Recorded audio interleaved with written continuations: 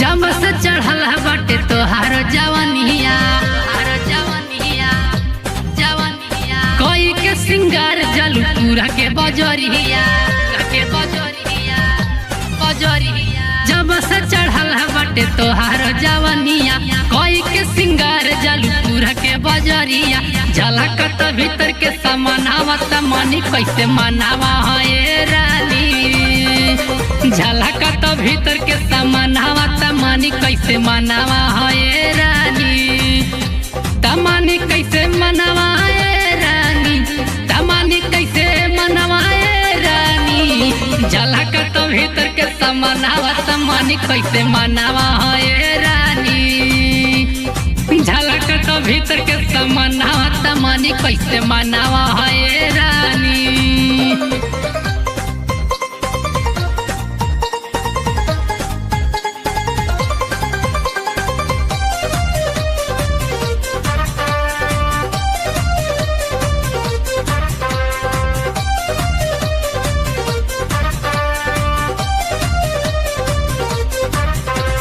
रहिया चलाता जब लेलू अंगड़िया बिजुली की नहीं वाला खाए करिया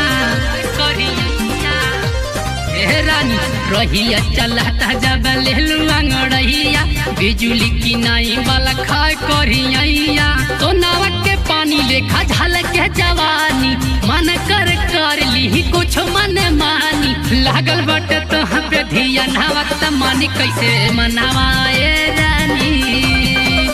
लागल बटे तो पे धिया नवा तमनी कैसे मनावा है रानी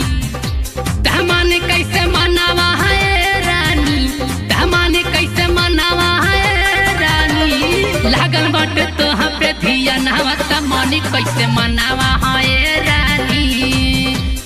लागल बटे तो पे धिया नवा तमनी कैसे मनावा है रानी।